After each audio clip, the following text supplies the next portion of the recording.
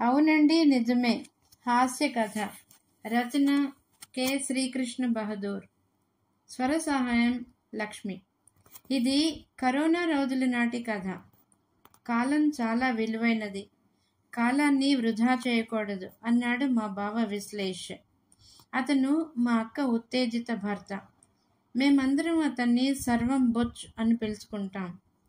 ఎంతో చలాకీగా అందరినీ నవ్విస్తూ, జీవితం అంటే ఎంజాయ్ చేయడానికి అని తను భావిస్తూ, అందరికీ అలా అనిపించేలా చేసే ఉత్తేజతని మన్ను తిన్న పాములా స్తబ్దుగా విరక్తితో బ్రతికేలా చేసిన మహానుభావుడు అతను.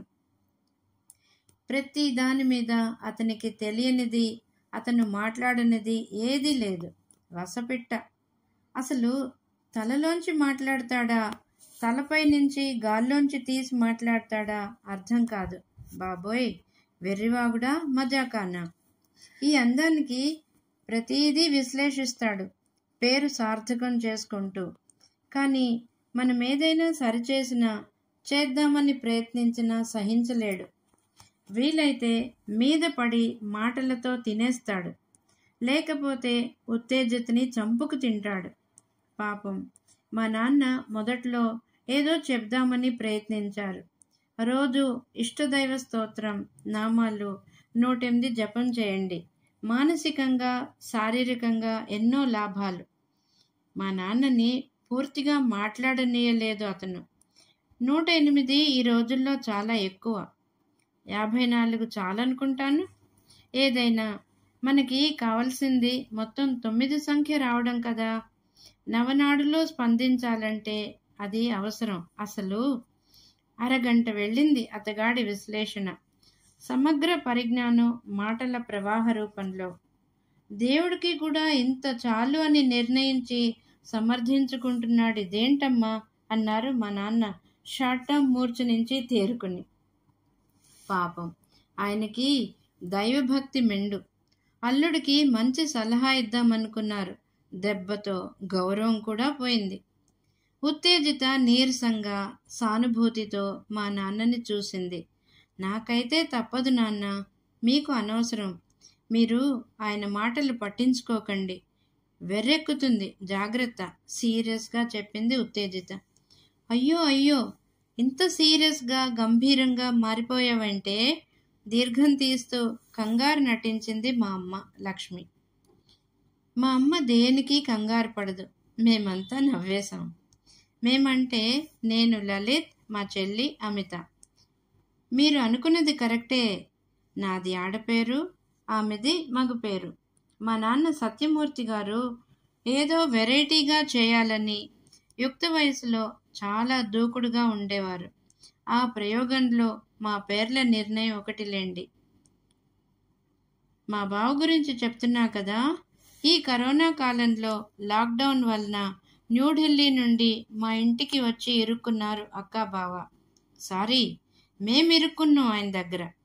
పని పాట లేక ఈ మధ్య ఇంటర్నెట్లో తేరగా దొరుకుతున్న పుస్తకాలు డౌన్లోడ్ చేసుకుని చదువుతున్నాడు అతను. వాళ్ళ ఆఫీస్ పని కొంతసేపు చేస్తాడు. ఆ పనులేవి ఎక్కువ లేవు. ఈ మధ్య పాజిటివ్ థింకింగ్ పుస్తకాలు చదివేస్తున్నాడు. అతని సంగతి ఏమో గాని మా చెవుల్లోంచి మాత్రం పాజిటివ్ థింకింగ్ కారిపోతుంది. మా నాన్నకి ఈ పుస్తకాల మీద నమ్మకం లేదు. ఇవి చదువుతున్నంతసేపు ఎవరికో మన ఉపదేశం చేయటానికి పనికి వచ్చేట్లు ఉంటాయి. మనకేం ఒరగదు. నిజంగా ఇవి చదివి బాగుపడితే ఈ పాటికి అందరూ వెలిగిపోతూ ఉండాలి కదా. మరి అదేమీ కనపడదు ఎక్కడా అంటారు ఆయన. ఆయనకి మొక్కులు, వ్రతాలు, పొర్లు దండాలు వీటి మీదే నమ్మకం. నేను, చెల్లి నిన్న రాత్రి ఒక గేమ్ డౌన్లోడ్ చేసుకున్నాం. పొద్దున్నే లేచి ఆడుకుందామని ప్లాన్ వేసుకున్నాం. ఇయర్ ఫోన్స్, ల్యాప్టాప్ ఎక్కడ పెట్టుకోవాలి, ఎంతసేపు ఆడాలి, ఇవన్నీ ప్లాన్ చేసుకోవడానికి పొద్దున్నే హాల్లో కూర్చున్నాం. నాన్న పక్కనే పేపర్ చదువుకుంటున్నారు. అమ్మ, అక్క కిచెన్లో స్వీట్ చేస్తున్నారు. అమ్మకి స్వీట్స్ చేసి పెట్టడం అంటే ఇష్టం. ఆవిడ తినదు, అక్క సహాయం చేస్తోంది. నాన్నకి డయాబెటీస్, ఆయన తినరు. నేను అమ్మలాగే స్వీట్స్ తినను. అమిత డైటింగ్, ఫిగర్, ఫ్యాషన్ ఇంకొన్ని ఫాలో అవుతూ స్వీట్స్ను పట్టించుకోదు, వంట పట్టించుకోదు కూడా. ఇంకా మిగిలింది విశ్లేష్ బావే. అతను స్వీట్స్ మధ్య మధ్య నమిలేస్తూ ఎనర్జీ ఒంట్లో రేసు గుర్రంలా పరుగులు తీస్తుంటే గంటలు గంటలు లెక్చర్లు ఇస్తాడు. పొద్దున్నే హాల్లోకి వచ్చాడు. వచ్చినవాడు కాలం గురించి మాట్లాడాడు. నాన్న పేపర్ పక్కన పడేసి లేచారు.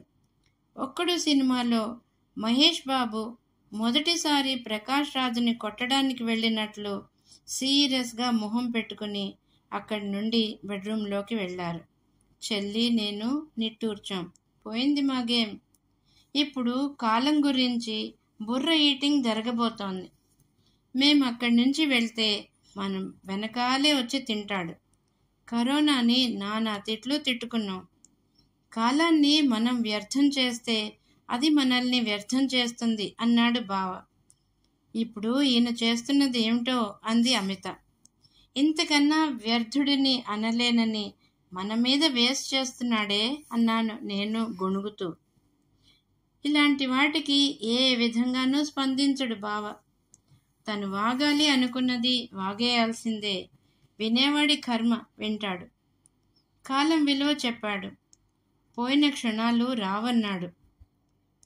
రేపు ఉంటుందో లేదో అన్నాడు. ఇవాళే కాలాన్ని సద్వినియోగం చేసుకోవాలన్నాడు. రేపటి కోసం ఇవాళే సన్నద్ధం కావాలన్నాడు. తను చెప్పినది తనే కాదంటున్నాడు. లేదనుకునే రేపటి కోసం ఇవాళ ఏంటి ప్రిపరేషన్? తీరా ప్రిపేర్ అయితే రేపు లేకపోతే ఇప్పుడు సమయం ఎంజాయ్ చేయలేమే. ఇలాంటి వాదన ఆరంభిస్తే ఏడ్చుకుంటాడని అతను చెప్పే ప్రతిదానికి అవునండి అంటున్నాం. స్వీట్స్ తీసుకోండి అంది అమ్మ ప్లేట్లో పాలుకోవాలి తెచ్చి. స్వీట్లు ఎక్కువ తినకూడదండి, మీరు తెలుసుకోండి అన్నాడు మమ్మల్ని చూసి. అవునండి అనేసాం వెంటనే. అక్కయ్య ఉత్తేజిత మమ్మల్ని చూసి నవ్వాపుకుంది. ఒక్క స్వీట్ తీసుకుంటా అన్నాడు బావ. అలాగే అని ప్లేట్ అక్కడ ఉంచి వెళ్ళింది అమ్మ. అక్క వెనకాలే వెళ్ళింది. మాకు స్వీట్స్కి పాజిటివ్ థింకింగ్కి కనెక్షన్ ఇచ్చి ఉపన్యాసం దంచుతూ 3 స్వీట్స్ తిన్నాడు బావ. అరెరే 3 తినేసానే అన్నాడు. అవునండి అన్నాను. మా 3 కూడా తినేశావు అని గొణిగింది అమిత. గంట అయ్యాక తన అమూల్యమైన లెక్చర్ ఆపాడు బావ. అరే గంట అయింది, టైం ఎలా ఎగురుతూ వెళ్ళిపోతుంది, టైం గడిచినట్లే తెలియలేదు అన్నాడు. నీ వాగుడు, నువ్వు ఇష్టంగా వాగుతూ ఉంటే నీకు టైం గడిచినట్లయితే తెలియదు. టైం వేస్ట్ అయింది మా ఇద్దరికి అని కూడా తెలియదు. నువ్వు కాలం వృధా చేయకూడదని మాకు చెప్తున్నావు, కర్మ అనుకున్నాం. అవునండి అన్నాం నేను చెల్లి పైకి మాత్రం. ఎరా మీ టైం అంతా ఏం చేస్తున్నారు అన్నారు నాన్న గదిలోంచి వస్తూ. పాపం ఆయనకి కోపం తగ్గాక మమ్మల్ని ఆదుకోవాలని గుర్తొచ్చింది. కాలాన్ని సద్వినియోగం చేస్తున్నాం నాన్న అంది అమిత కొంటిగా నవ్వుతూ. తనని వ్యంగ్యంగా అంటోందని గ్రహించక గొప్పగా మమ్మల్ని తీర్చిదిద్దాననుకుని మందహాసం చేస్తున్నాడు బావ. నాకు ఒళ్ళు మండిపోయింది. ఏడ్చుకుంటే ఏడ్చుకొని, ఏం బావగారు ఇవాళకి మాకిచ్చే ఉపదేశం అయిందా? ఇంకా మా పనులు టైం వేస్ట్ చేసుకోకుండా మేము చేసుకోవచ్చా అన్నాను. బావకి బల్బ్ ఆన్ అయింది. మొహం కందగడ్డ చేసుకుని ఉత్తి ఉత్తి అంటూ అక్క దగ్గరికి వెళ్ళాడు. వీళ్ళు నన్ను టైం వేస్ట్ చేస్తున్నాను అనుకుంటున్నారు అన్నాడు. అప్పుడు తను ధైర్యం తెచ్చుకుని ఉత్తేజిత సమాధానం చెప్పింది. ఆ సమాధానమే ఈ కథ పేరు. సమాప్తం.